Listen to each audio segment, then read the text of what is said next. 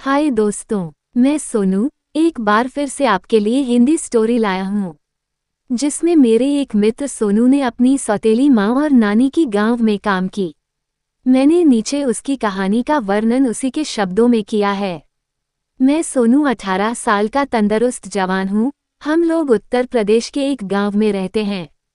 जब मैं 10 साल का था तभी मेरी माँ का देहांत हो गया और पिताजी ने 22 साल की एक गरीब लड़की से दूसरी शादी कर ली। हम लोग खेती बाड़ी करके अपना दिन गुजारते थे। मेरे ज्यादा पढ़ा लिखा न होने की वजह से पिताजी ने एक छोटी सी किराने की दुकान खोल ली। पिताजी खेती पर जाते थे और मैं या मेरी सौतेली माँ दुकान पर बैठते थे। जब मैं 19 साल का हुआ तो पिताजी का अचानक देहांत हो गया। अब घर में केवल मैं और मेरी सौतेली माँ रहते थे।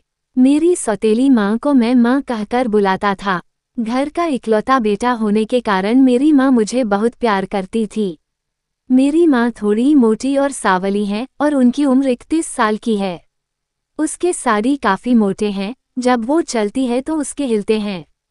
उसके भी बड़े बड़े हैं। मैंने कई बार नहाते समय उनके देखे हैं। पिताजी के देहांत के बाद हम माँ बेटे ही घर में रहते थे और अकेलापन महसूस करते थे। दुकान में रहने के कारण हम लोग खेती नहीं कर पाते थे, इसलिए खेत को हमने किसी और को जुताई के लिए दे दिया था। मैं सुबह 7 बजे से दोपहर 12:30 बजे तक दुकान में बैठता था और 3 बजे तक घर में रहता था। फिर दुकान खोलकर 7 बजे तक दुकान बंद कर घर चला जाता था। जब मुझे दुकान का सामान खरीदने शहर जाना पड़ता तो माँ दुकान पर बैठती थी। एक दिन माँ ने दोपहर में खाना खाते वक्त मुझसे पूछा, सोनू बेटे, अगर तुम्हें ऐतराज न हो तो क्या मैं अपनी माँ को यहाँ बुला लूँ, क्योंकि वो भी गांव में अकेली रहती है।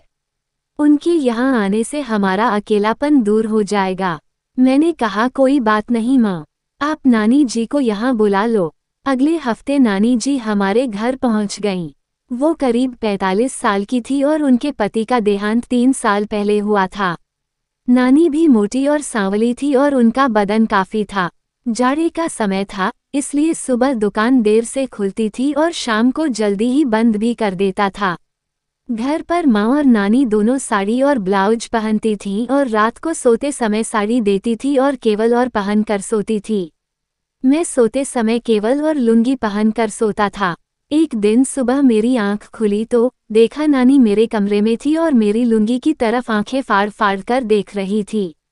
मैंने झट से आंखें बंद कर ली ताकि वो समझे कि मैं अभी तक सो रहा हूँ। मैंने महसूस किया कि मेरा खड़ा होकर से बाहर निकला था और लुंगी थोड़ी सरकी हुई थी, इसलिए मेरा जो 8 इंच लंबा और काफी मोटा था, नानी उसे आंखें फाड़ फाड़ कर देख रही थी। कुछ देर इसी तरह देखने के बाद वो कमरे से बाहर चली गई। तब मैंने उठकर मेरा मोटा के अंदर किया और लुंगी ठीक करके चला गया। नहा धोकर जब हम सब मिलकर नाश्ता कर रहे थे, नानी बार बार मेरे की तरफ देख रही थी। शायद वो इस ताक में थी कि उसे मेरे के दर्शन हो जाएं। जाड़े के दिनों में हम दुकान देर से खोलते थे, इसलिए मैं बाहर आकर खेत पर बैठकर धूप का आनंद ले रहा था। बाहर एक छोटा पार्टीशन था जिसमें हम लोग वगैरह करते थे। थोड़ी देर बाद मैंने देखा कि नानी आई और करने चली गई।